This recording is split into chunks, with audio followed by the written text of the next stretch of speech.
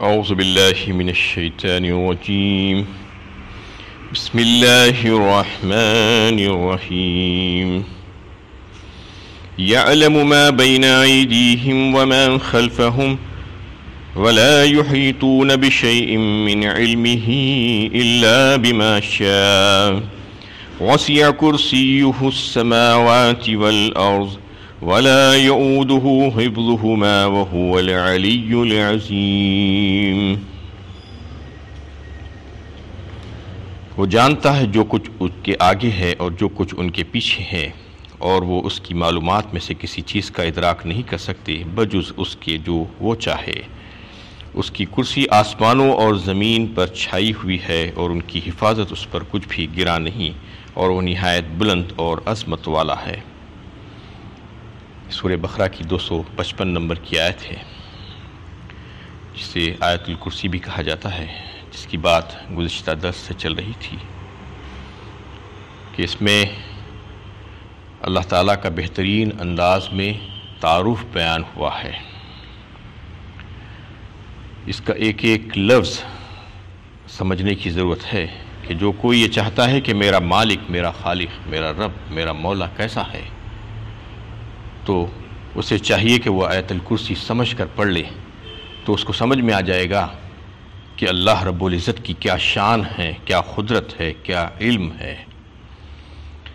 یہاں پر اللہ تعالیٰ کی علم کے بارے میں بیان ہوا ہے آیت کے اس ٹکڑے میں، یعلم ما بین ایدیہم وما خلفہم، یعنی وہ جانتا ہے تمہارے آگے کیا ہے، پیچھے کیا ہے. اس کا مطلب یہ کہ تمہاری پیدائش سے پہلے کا بھی وہ جانتا ہے، تمہاری پیدائش کے بعد بھی، تمہارے چھپے اور تمہارے کھلے، تمہارے پوشیدہ، تمہارے ظاہر، ہر چیز سے واقف ہے. تمہاری ساری زندگی، تمہاری ساری باتوں کا وہ احاطہ کیے ہوئے ہے. وَلَا يُحِيطُونَ بِشَيْءٍ مِّنْ عِلْمِهِ إِلَّا بِمَا شَاءَ، اور وہ اس کی معلومات میں سے کسی چیز کا ادراک نہیں کر سکتے بجز اس کے جو وہ چاہیں. یعنی اللہ تعالیٰ کا علم تو اتنا وسیع ہے کہ کوئی انسان، کوئی مخلوق اس کے علم کے کسی بھی حصے کا احاطہ نہیں کر سکتے. اللہ تعالیٰ کا علم محیط کائنات کے ذرے ذرے کو ہے. وَعِندَهُ مَفَاتِحُ الْغَيْبِ لَا يَعْلَمُهَا إِلَّا هُوَ وَيَعْلَمُ مَا فِي الْبَرِّ وَالْبَحْرِ وَمَا تَسْقُطُ مِنْ وَرَقَةٍ إِلَّا يَعْلَمُهَا وَلَا حَبَّةٍ فِي ظُلُمَاتِ الْأَرْضِ وَلَا رَطْبٍ وَلَا يَابِسٍ إِلَّا فِي كِتَابٍ مُبِينٍ. سورہ انعام 7ویں پارے میں اللہ تعالیٰ نے تفصیل کے ساتھ اس بات کو واضح فرمایا ہے کہ اسی کے پاس ہے سارے خزانے، سارے خزانوں کی کنجیاں. وَعِندَهُ مَفَاتِحُ الْغَيْبِ لَا يَعْلَمُهَا إِلَّا هُوَ، کوئی نہیں جانتا اس کو سوائے اللہ تعالیٰ کی ذات کی. وَيَعْلَمُ مَا فِي الْبَرِّ وَالْبَحْرِ فرمایا، اور وہی جانتا ہے بر و بحر میں کیا ہے، خشکی اور تری میں کیا ہے.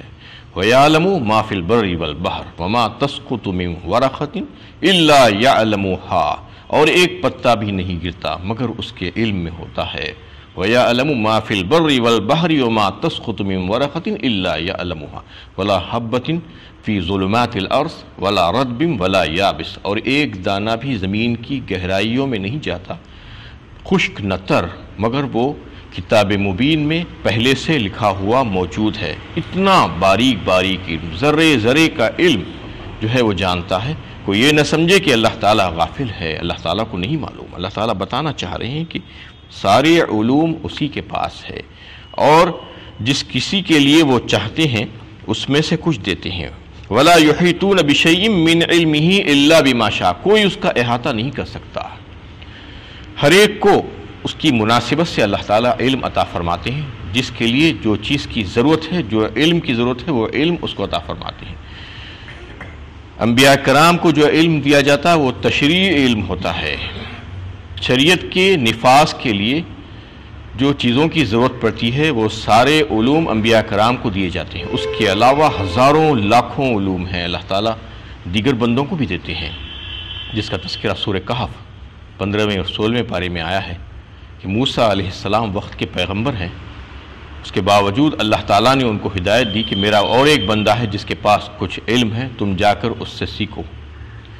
موسیٰ علیہ السلام جب سیکھنے گئے تو پتہ چلا کہ ان کے پاس تو بے شمار علم ہے. اور دوسرا حضرت خضر کا تذکرہ آیا. حالانکہ موسیٰ علیہ السلام وقت کے نبی ہیں، اس کے باوجود بھی دوسرے جو علوم تھے تکوینی علوم، وہ جہاں کا علم جو ہے وہ علم اللہ تعالیٰ نے حضرت خضر کو دیا تھا۔ ایسے ہی جو ہے بہت سے علوم ہیں جو اللہ تعالیٰ دیگر لوگوں کو بھی دیتے ہیں، جس کو جتنی ضرورت ہوتی ہے اتنا علم دیتے ہیں اللہ تعالیٰ۔ اسی کے بارے میں حضرت خضر جب دریا میں سفر کر رہے تھے موسیٰ علیہ السلام کے ساتھ، تو ایک چڑیا آ کر بیٹھی کشتی کے اوپر اور دریا میں سے پانی تھوڑا سا پی۔ اس کی چونچ میں جو پانی آیا تھا اس کے تعلق سے حضرت خضر نے موسیٰ علیہ السلام کو خطاب کرتے ہوئے کہا کہ دیکھو موسیٰ، میرا اور تمہارا علم اللہ کے علم کے مقابلے میں اتنا ہی ہے جتنا اس چڑیا نے اس دریا سے پانی کا حصہ لیا ہے، یعنی ایک قطرہ، بس اس سے بھی کم۔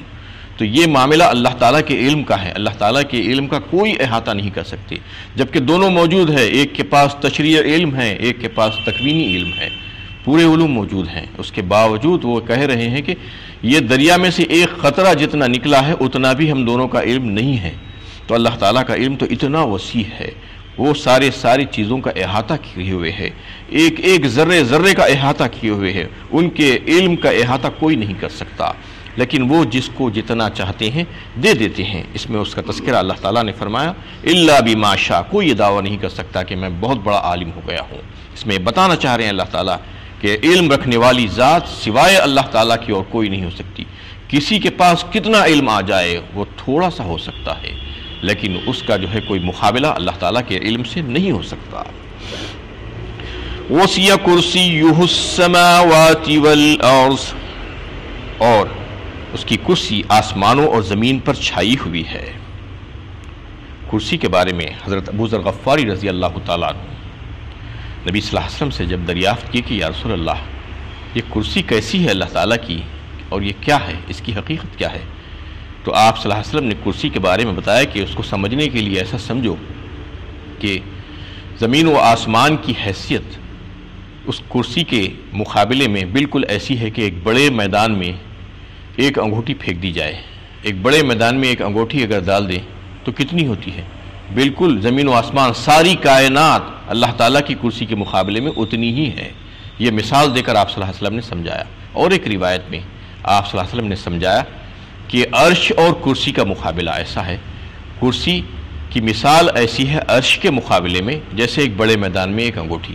تو اندازہ کیجئے کہ اللہ تعالیٰ کا عرش کتنا وسیع ہے، کتنا عظیم ہے، کہ عرش کے مقابلے میں کرسی، پھر کرسی کے مقابلے میں ساری کائنات۔ جو لوگ یہ سمجھتے ہیں کہ اللہ تعالیٰ یہاں پر ہے وہاں پر نہیں ہے، اللہ تعالیٰ تو احاطہ کیے ہوئے ہیں، ساری کائنات ان کے سامنے بالکل ان کی کرسی کے سامنے ایک انگوٹھی کی طرح ہے کہ ایک بڑے میدان میں ایک انگوٹھی ڈال دیں تو کیا اس کی کرسی احاطہ نہیں کر سکتی وہ میدان؟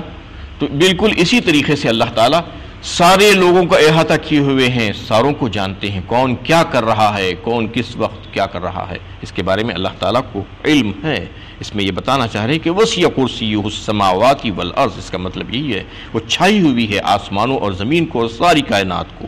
ولا يعودہ حفظہما وہو العلی العظیم، اور پھر ان کی حفاظت اس پر کچھ بھی گرا نہیں ہے۔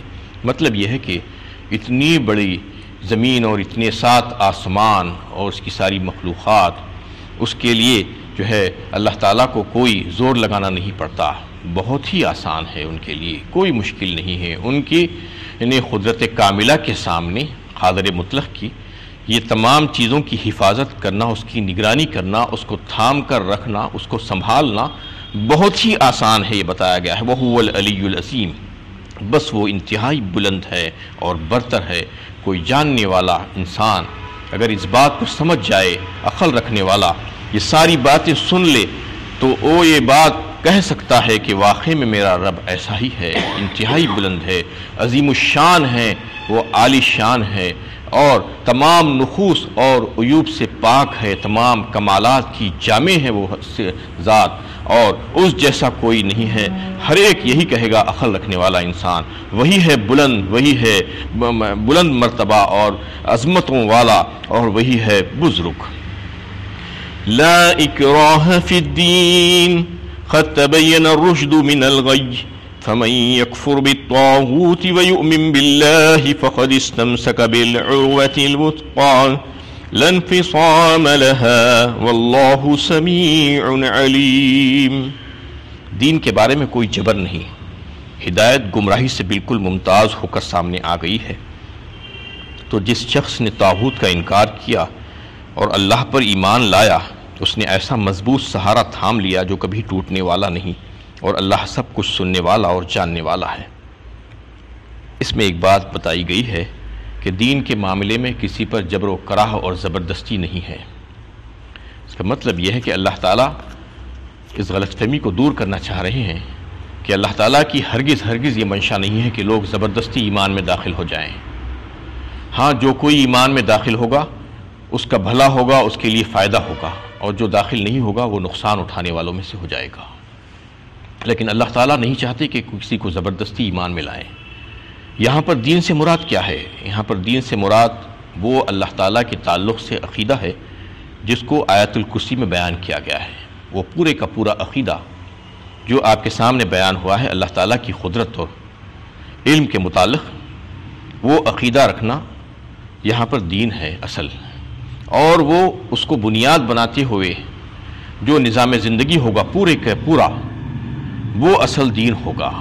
یعنی وہ عقیدے کو بنیاد بناتے ہوئے جو ایک نظام زندگی قائم ہوگا وہ دین ہوگا۔ یہاں پر دین اس سے مراد وہی ہے۔ الا للہ الدین الخالص فرمایا سورہ زمر 23ویں پارے میں اللہ تعالیٰ نے۔ دین خالصتاً پورے کا پورا اللہ ہی کے لیے ہونا چاہیے، کسی اور کے لیے نہیں ہے۔ تو اس میں یہ بات واضح کر دی گئی کہ جو اسلامی نظام ہے وہ اسلامی نظام چاہے وہ عملی ہو، چاہے اخلاقی ہو، چاہے عقائد اعتقادی ہو، وہ کسی کے اوپر زبردستی نہیں تھوپا جا سکتا۔ وہ ایسی چیز ہے ہی نہیں کہ زبردستی کسی کو منوا لیا جائے۔ اس لیے جب اسلامی جہاد کے متعلق اور قتال کے متعلق یہ غلط فہمیاں اور غلط نظریات لوگوں کے سامنے پیش کر دیے جاتے ہیں کہ جہاد اور قتال اس واسطے ہوتا ہے کہ لوگوں کو زبردستی ایمان میں داخل کرنے کے لیے، یہ بالکل غلط بات ہے۔ جہاد اور قتال ظلم و زیادتی اور فساد کو ختم کرنے کے لیے، عدل و انصاف، امن و امان کو قائم کرنے کے لیے کیا جاتا ہے، لوگوں کو زبردستی اسلام میں داخل کرنے کے لیے نہیں کیا جاتا ہے۔ یہ بات واضح ہو جانی چاہیے۔ لوگ اس کو غلط مطلب لے رہے ہیں، جبکہ اس کو جو ہے عدل و انصاف کو قائم کرنے کے لیے، امن و امان کو قائم کرنے کے لیے جہاد کیا جاتا ہے، اور یہ زبردستی نہیں تھوپا جاتا۔